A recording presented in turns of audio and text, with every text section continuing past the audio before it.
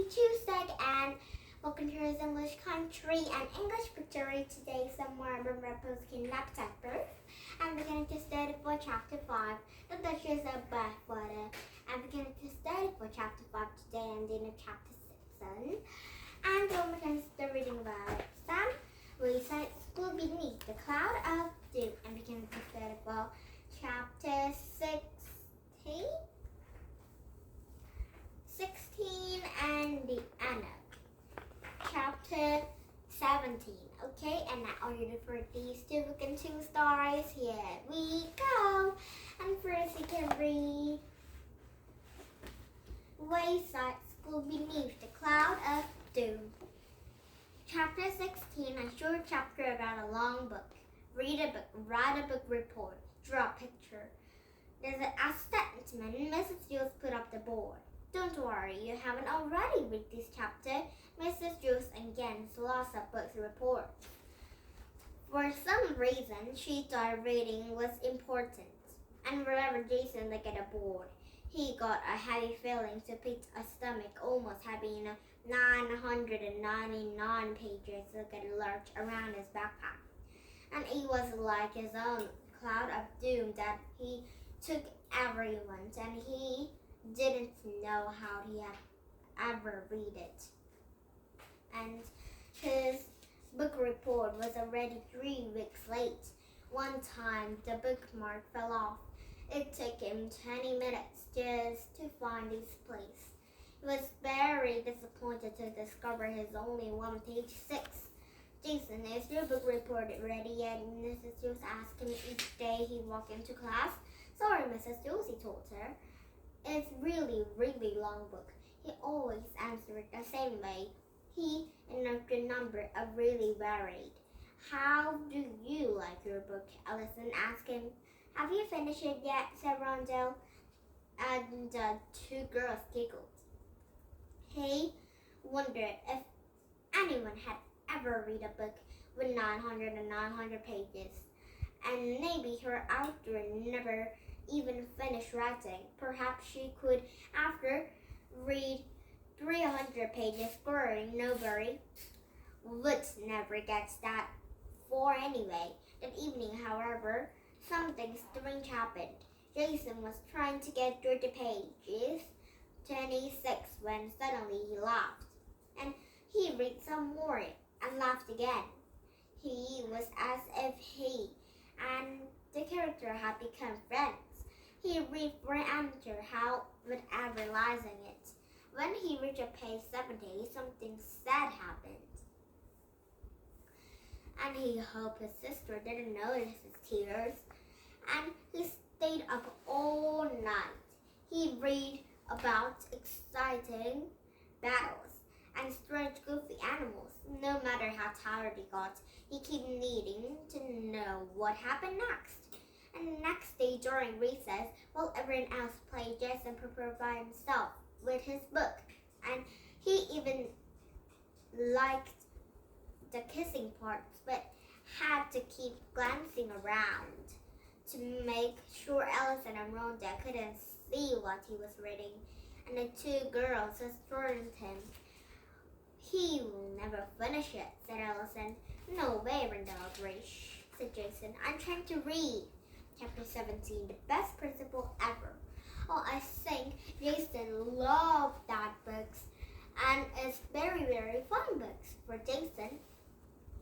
And now tomorrow we started for chapter 17, the best principal ever.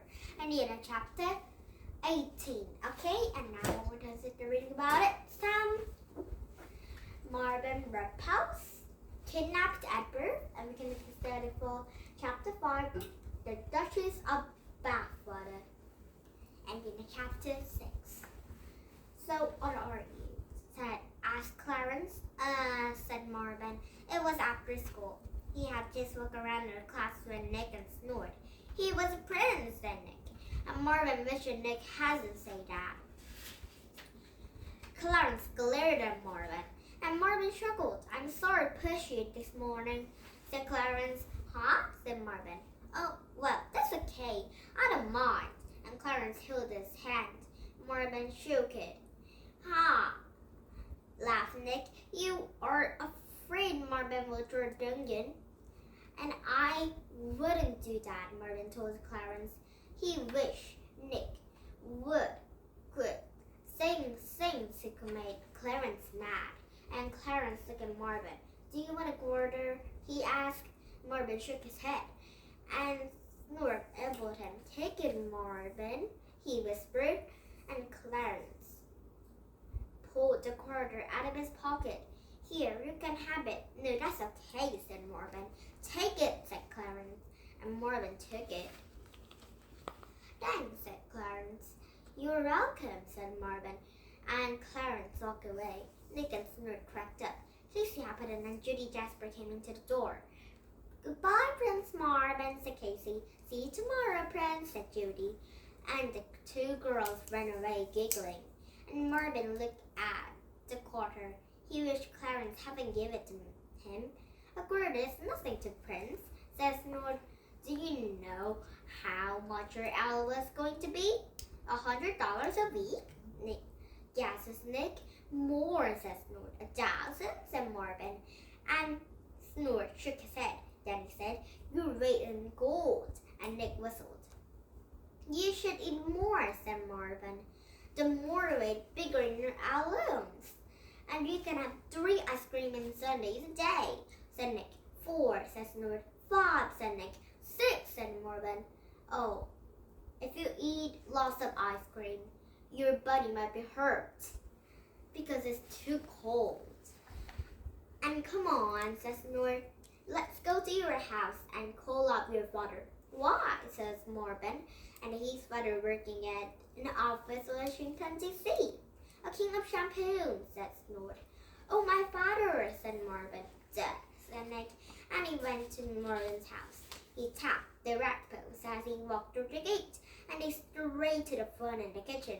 And Snort gave Marvin a number to call. And Marvin looked at the phone. Don't you want to call him? Said Snort. Sure I do, said Marvin. He wasn't sure. Well, do it, said Nick. I will, Marvin said.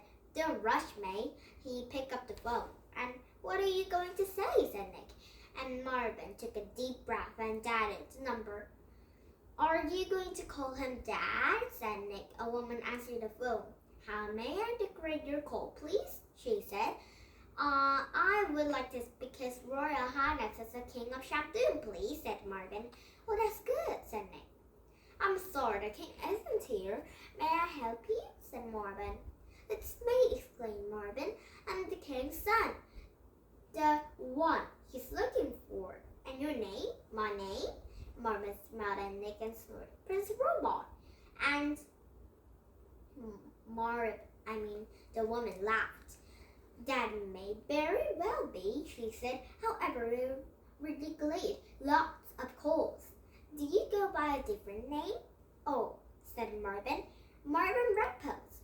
And then, can you come in for your test? My test?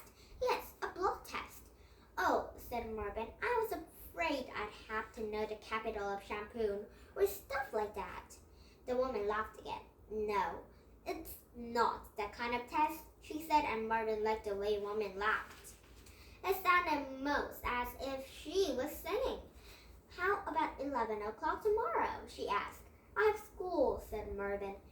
4:30, said Marvin. Okay, said Marvin.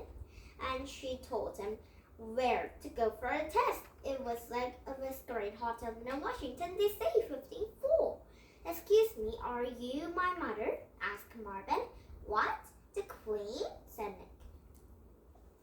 Marvin. And she laughed again. No, she said. She stopped. I'm Lady Jennifer Duchess of Bathwater. Oh, said Marvin. Well, it's very nice talking to you, Lady Jennifer. It was nice talking to you, Marvin. I hope you really are Prince Robot. I like you. And Marvin hung up the phone. Tomorrow at 4:30, he told his two best friends. Now, all I have to do is get my mom to take me there. And now, Chapter 6, a new card for Mrs. Redpost. And and now tomorrow is 34, chapter 6, and the other chapter 7. Okay? And now, did you have fun in your English? Could you come make some beef spaghetti, start to read, and some lots of book children, and lots of the characters and new characters that we see tomorrow. Okay? And I thank you for listening, and please thumbs up my YouTube, and thank you for thumbs up my YouTube. And now, bye my friend, have a nice day, bye!